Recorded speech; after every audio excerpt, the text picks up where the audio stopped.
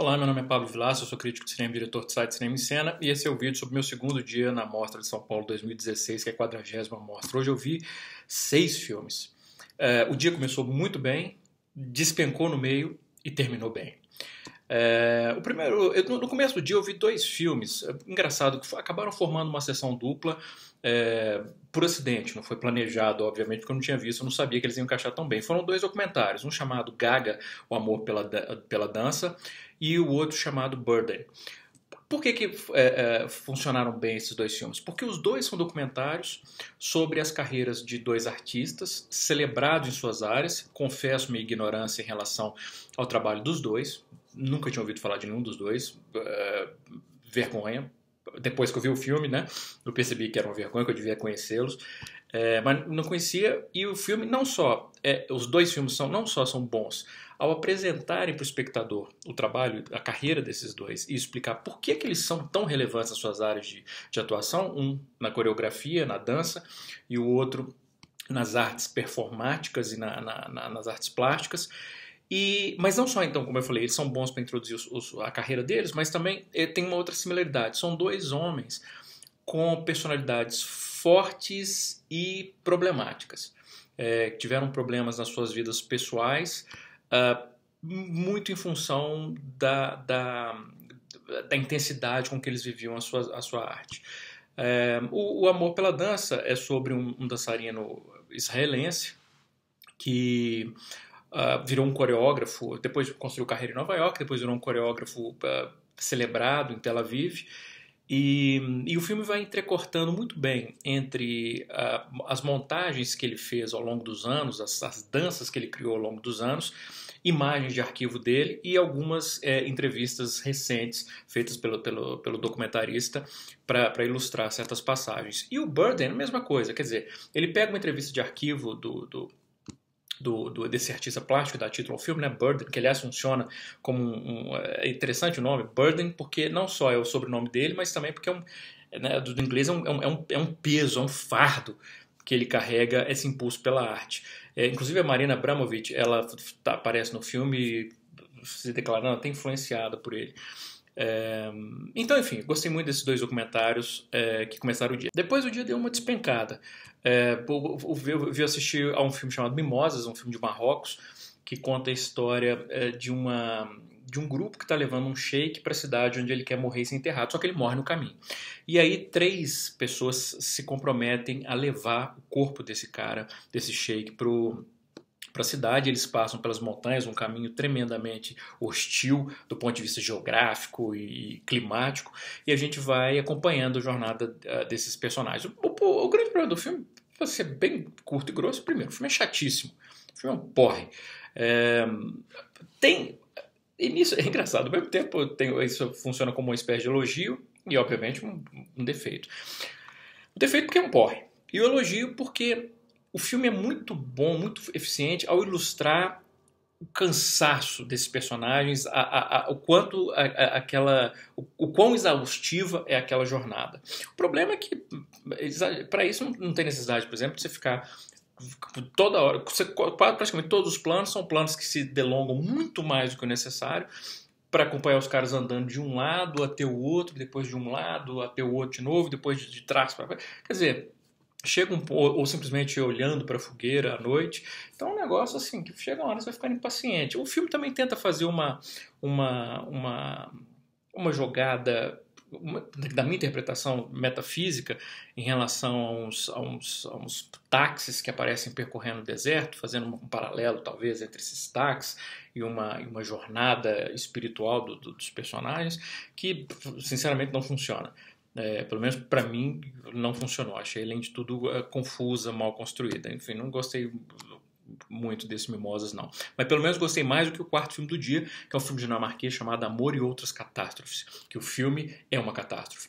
O filme ele mostra a história de um cara que ele é casado, tem 2 filhos, e a esposa dele fica grávida, já quando eles já estão com mais de 40 anos, e ele insiste para a esposa abortar, que ele não quer ser pai de novo, mas ao mesmo tempo a amante dele fica grávida, e ele não consegue convencê-la a abortar, e essa amante, por uma coincidência dramatúrgica, ela vai a uma terapeuta para se aconselhar com a terapeuta é a esposa desse cara, e elas não sabem disso. Então, quer dizer, o filme espera criar uma situação, obviamente, dramática, a partir dessa coincidência, a partir dos conflitos desse cara e das duas mulheres. Em primeiro lugar, o filme ele é extremamente moralista. Extremamente moralista. Por exemplo, a personagem da esposa, que logo, não é spoiler, porque no primeiro ato ela faz o aborto, né, levado pelo marido, ela só se fode depois. Parece que o filme, de certa forma, até culpa essa mulher pelo caso que o marido teve. Porque ela é punida muito mais do que qualquer outro personagem. É engraçado porque eles usam até uma metáfora que é parecida com a de um filme que eu vi no Festival do Rio, mas que usava muito melhor, um filme chamado Tomcat, em que o personagem também que está sendo punido, ele machuca um dos olhos, e acontece o mesmo com ela aqui. Eu achei curioso essa coincidência, esse paralelo. Então é moralista nesse sentido. Mas é moralista também até na maneira como retrata a filha adolescente, que é uma metaleira e tal, então tá com a maquiagem, ela tá sempre infeliz, uma maquiagem forte e tal, e de repente quando essa menina melhora um pouco, ela aparece de rosto limpo, roupas claras, quer dizer... mas o problema mais grave do filme nem é esse. O problema mais grave do filme é que ele tenta ser uma comédia. Inclusive a trilha sonora, em várias cenas, ela obviamente está tentando levar o espectador para o lado cômico. O problema é que essas cenas são absurdamente dramáticas e tristes. São cenas em que coisas horrorosas estão acontecendo e a trilha tenta forçar um viés cômico que não encaixa. Então o filme nem entende o que ele quer fazer exatamente. O roteiro parece levar para um lado, mas a direção parece querer levar para o outro lado. O único mérito que eu realmente vejo é da atriz principal, que faz a terapeuta, a esposa traída, que é uma atriz excepcional, cujo nome me esqueci no momento, mas eu vou colocar aqui na descrição do vídeo. Bom, o quinto filme que eu vi no dia foi o filme do Jodorowsky, Poesia Sem Fim. Que filme lindo. É lindo o filme, é lindo. Eu confesso até que de início, assim, eu sempre tento não criar expectativa. Mas Poesia Sem Fim, um filme de 2 horas e 10, eu falei, principalmente porque eu já tinha visto Mimosa, já tinha achado um porre, eu falei, e o filme, são 2 horas e 10 que passam como se fosse 1 hora. Visualmente é um dos filmes, se não o filme mais lindo que eu vi esse ano. Do ponto de vista puramente estético falando, do design de produção, dos figurinos, da fotografia. Mas não é só a questão estética, é a maneira como ele usa a estética. O filme, ele é contado, é a história do próprio Jodorowsky, é a maneira como ele se descobre como artista, como poeta, como escultor, como contador de histórias. Então é um filme autobiográfico. Mas o que é lindo no filme é como... Lindo mesmo, lindo. É como o filme é contado... Não conta só as memórias dele, conta a partir do ponto de vista das memórias dele. O que eu quero dizer com isso? Por exemplo, ele lembra uma hora da avó e a avó está carregando um caixãozinho. Por quê? Porque ela perdeu o filho. Então é como se ela estivesse sempre carregando. A lembrança dele da avó, provavelmente ela sempre de luto, sempre lamentando a morte. Então no filme, que é a memória dele, ela aparece sempre com um caixãozinho. Outro personagem, por exemplo, outra personagem aparece sempre dançando. A mãe dele aparece sempre cantando. Quer dizer, então os personagens eles aparecem representados no filme já coloridos, já interpretando a maneira da lembrança dele, da memória afetiva. Aliás, são memórias extremamente coloridas. Até os momentos tristes do filme, eles impressionam pela cor e pela maneira estilizada, mas ao mesmo tempo estilizada, como eu falei, a serviço da narrativa. Nós estamos vendo o ponto de vista dele. É lindo, por exemplo, no começo do filme, quando ele começa a contar a sua história, então a gente vai voltar no tempo. O que ele faz? Ele mostra uma rua nos tempos modernos e aí diante da fachada dos prédios, eles erguem pinturas, fotos de época para transformar em filme. É lindo. E é um filme poético, é uma poesia visual o filme. Mas ao mesmo tempo é um filme divertido, é um filme ágil, é um filme que ele leva o espectador ao tempo todo a ficar pensando sobre a maneira como o Jodorowsky está se comunicando, e além de tudo é um filme que fala sobre um artista que está se descobrindo artista, o preço que ele paga por isso, o preço que ele está disposto a pagar por isso e a recompensa que ele tem. Então o filme também é uma ode ao impulso artístico. Eu achei muito, muito, muito lindo esse Poesia Sem Fim.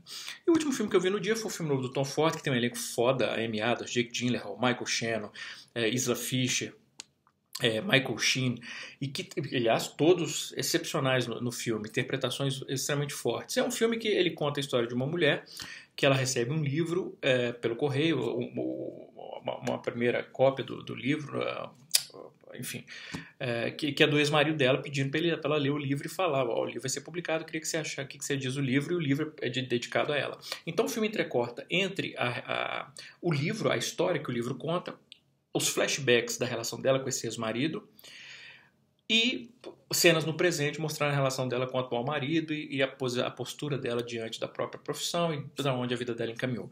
Eu achei a montagem do filme, embora, sim, em vários momentos os raccords que ele emprega sejam óbvios, eu acho que eles funcionam no filme, quando ele estabelece, por exemplo, vários paralelos entre ela, a Amy Adams e o Jake Gyllenhaal dentro do livro, dentro do filme, em que ela está na banheira, ele está na banheira, ele está no chuveiro, ela está na chuva, ela joga, um personagem cai no chão e corta, ela joga o livro no chão, então a montagem é muito fluida. E mesmo que em alguns momentos sejam óbvias essas passagens, eu acho que elas funcionam.